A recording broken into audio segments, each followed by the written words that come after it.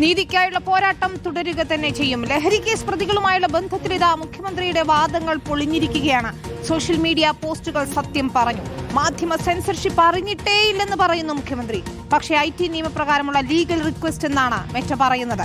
സംസ്ഥാന സർക്കാരിന് റിക്വസ്റ്റ് ചെയ്യാമെന്നതാണ് നിയമം.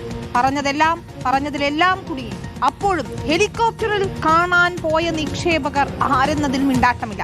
ഇന്ത്യയിൽ ആദ്യമായി ഒരു മുഖ്യമന്ത്രി പറയുന്നതിൽ ഫാക്ട് ചെക്ക് ചെയ്യേണ്ട സ്ഥിതിയെന്ന് വിമർശിക്കുന്നു CPIM. അപ്രഖ്യാപിത അടിയന്തരാവസ്ഥയെന്നും ആരോപണം ഉയരുകയാണ്. മുഖ്യമന്ത്രിക്ക് പറഞ്ഞതെല്ലാം പാളും.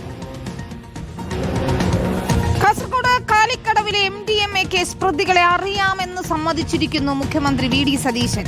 ഹുസൈൻ യൂത്ത് കോൺഗ്രസ് പ്രവർത്തകനാണ്. അതായത് MDMAയുമായി പിടിയിലായയാൾ ഹുസൈൻ എന്നയാൾ യൂത്ത് കോൺഗ്രസ് പ്രവർത്തകനാണെന്ന് മുഖ്യമന്ത്രി സമ്മതിക്കുകയാണ്. നവകേരള യാത്രയ്ക്കെതിരായ പ്രതിഷേധത്തിൽ പരിക്കേറ്റപ്പോഴാണ് ഹുസൈൻ ആദ്യമായി നേരിൽ വിളിച്ചതെന്നാണ് മുഖ്യമന്ത്രി അവകാശപ്പെടുന്നത്. തനിക്ക് സോഷ്യൽ മീഡിയ ടീം ഇല്ല എന്നും മുഹമ്മദ് ഹുസൈൻ കോർഡിനേറ്റർ അല്ല എന്നതുമാണ് മുഖ്യമന്ത്രിയുടെ വിശദീകരണം. ഒന്ന്, ഈ അറസ്റ്റ് ചെയ്യപ്പെട്ട രണ്ടുപേരെ എനിക്ക് നേരിട്ട് അറിയാം. മുഹമ്മദ് ഹുസൈനെ, അബ്ദുൽ സലാമിനെ എനിക്ക് നേരിട്ട് അറിയാം. അതിലെ മുഹമ്മദ് ഹുസൈൻ അവിടുത്തെ യൂത്ത് കോൺഗ്രസ് പ്രവർത്തകനായിരുന്നു. ഞാൻ ആദ്യമായിട്ട് അദ്ദേഹത്തിനെ ഫോണിൽ വിളിക്കുന്നത് നവകേരള സദസ്സുമായിട്ട് അദ്ദേഹത്തിന് പെരുമ്പാവൂരിൽ കുറുപ്പുംപടി MGM സ്കൂളിന്റെ മുമ്പിൽ വെച്ച് ക്രൂരമായ ലാത്തിച്ചാർജിൽ പരിക്കേറ്റ് അദ്ദേഹം കിടക്കുന്ന സമയത്താണ്. അപ്പൊ ഇദ്ദേഹത്തെ ഫോണിൽ വിളിച്ചു. അങ്ങനെയാണ് ആദ്യമായിട്ട് ഫോണിൽ വിളിക്കുന്നത്. ഫോണിൽ വിളിച്ച് ആശ്വസിപ്പിച്ചു. എല്ലാവരും ആശ്വസിപ്പിക്കുമല്ലോ. ഫോണിൽ വിളിച്ച് തല്ലുകൊണ്ട ആളുകളൊക്കെ. ഇയാൾക്ക് നല്ല പരിക്കേറ്റിരുന്നു. അത് എന്റെ സോഷ്യൽ മീഡിയ ടീമിലൊന്നുമില്ല. എനിക്ക് പ്രതിപക്ഷ നേതാവായിരിക്കുമ്പോഴും സോഷ്യൽ മീഡിയ ടീമില്ല, ഇപ്പോഴും സോഷ്യൽ മീഡിയ ടീമില്ല. ഞാനൊരു കോർഡിനേറ്ററെ ഒന്നും ഒരു സ്ഥലത്തും വെച്ചിട്ടില്ല. ഓരോരുത്തർ ഓരോ ഇതിന്റെ അംഗമായിട്ട് ചേരുന്നതിന് ഇപ്പം നമുക്ക് എന്ത് ചെയ്യാൻ പറ്റും? പിന്നെ നവകേരള സദസ്സുമായി ബന്ധപ്പെട്ട് അന്നുണ്ടായ ആരോപണങ്ങൾ, അന്നുണ്ടായ പോലീസ് മർദ്ദനങ്ങളൊക്കെ ഓരോ മാധ്യമ പ്രവർത്തകർക്കും അറിയാവുന്നതാണ്. പൊതുസമൂഹത്തിന്റെ സമക്ഷത്തിലുള്ള കാര്യങ്ങളാണ്. നമുക്കറിയാം, ഈ ആലപ്പുഴയിൽ ഗൺമാൻമാരുടെ മർദ്ദന കേസ് ഇപ്പോഴത്തെ അതിന്റെ അന്വേഷണമൊക്കെ നടന്നുകൊണ്ടിരിക്കുകയാണ്. SIT സർക്കാർ തന്നെ രൂപീകരിച്ച് അന്വേഷണം നടത്തിക്കൊണ്ടിരിക്കുകയാണ്. ഇങ്ങനെ മുഖ്യമന്ത്രി പറഞ്ഞ ഒരു മർദ്ദനം നടന്നിട്ടുണ്ടോ? നമുക്ക് ഫാക്ട് ചെക്ക് ചെയ്യേണ്ട അവസ്ഥയാണ്. ഈ പരിക്കേറ്റയാളെ സന്ദർശിച്ച പരിചയം മാത്രമെന്നാണ് മുഖ്യമന്ത്രിയുടെ വാദം. എന്നാൽ ഹുസൈൻ ഇൻസ്റ്റഗ്രാം പേജിൽ പങ്കുവെച്ച വീഡിയോയിൽ അയാൾക്ക് കാര്യമായ പരിക്കുകൾ വ്യക്തമല്ല. മർദ്ദന ദൃശ്യങ്ങൾ ഹുസൈനോ യൂത്ത് കോൺഗ്രസ് നേതാക്കളോ ഇതുവരെ പങ്കുവച്ചിട്ടുമില്ല എന്ന് മുഖ്യമന്ത്രി പറഞ്ഞപ്പോൾ നമ്മൾ ഓരോരുത്തരും ഓർത്തതും അത് തന്നെയാണ്. ഇതേത് മർദ്ദനമാണ്? ഇത്ര ഗുരുതരമായി യൂത്ത് കോൺഗ്രസ് പ്രവർത്തകർക്ക് മർദ്ദനമേറ്റ കേസ് ഏതാണ് എന്ന് നമ്മളും ആലോചിക്കുകയായിരുന്നു. മാത്രമല്ല മറ്റൊരു കാര്യം കൂടിയുണ്ട്. നവകേരള സദസ്സ് നടന്നത് 2023 നവംബർ 18 മുതൽ ഡിസംബർ 33 വരെയായിരുന്നു. എറണാകുളത്ത് അന്ന് നവകേരള സദസ്സ് നടന്നത് ഡിസംബർ 7 മുതൽ 10 വരെയാണ്.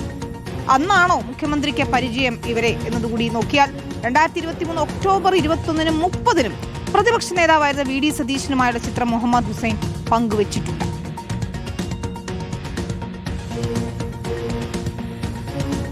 ഇതാണ് 2023 ഒക്ടോബർ 30-ലെ ഫോട്ടോകളാണ് ഇത്.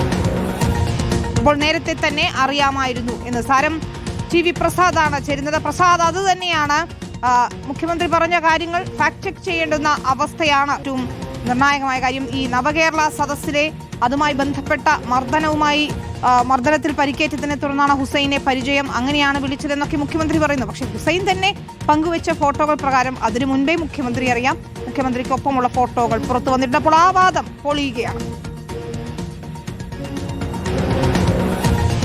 വിനിത, ഇന്നിപ്പോൾ മുഖ്യമന്ത്രി പറഞ്ഞതും അതുപോലെ യാഥാർത്ഥ്യവും തമ്മിൽ വലിയ വ്യത്യാസമുണ്ട് എന്നുള്ളതാണ് കാര്യങ്ങൾ പരിശോധിക്കുമ്പോൾ മനസ്സിലാകുന്നത്. ഇപ്പോൾ അവസാനം വിനീത പറഞ്ഞതുപോലെ നവംബർ 18-ാം തീയതിയാണ് 2023 നവകേരള സദസ്സ് കാസർഗോഡ് നിന്ന് തിരുവനന്തപുരത്തേക്ക് തുടങ്ങിയത്.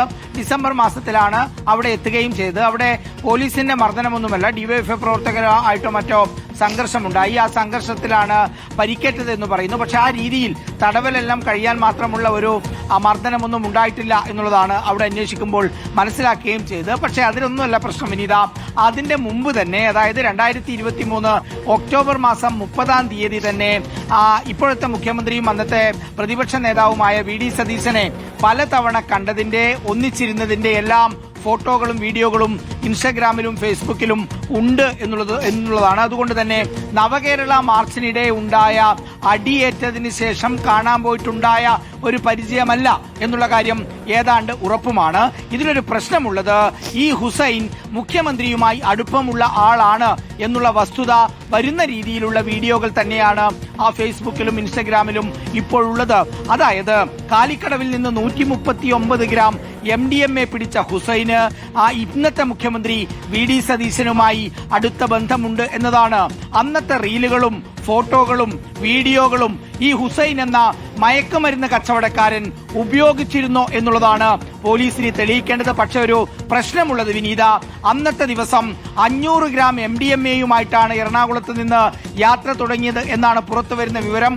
ഒരു സ്ത്രീ അതിൽ ഇടനിലക്കാരിയായി എറണാകുളത്തുണ്ട്. അതുകൂടാതെ വടക്കൻ ജില്ലകളിൽ കണ്ണൂരും കാസർഗോഡും ഉൾപ്പെടെയുള്ള 5 ജില്ലകളിൽ വിതരണ ശൃംഖലയുണ്ട് എന്നാണ് മനസ്സിലാക്കുന്നത്.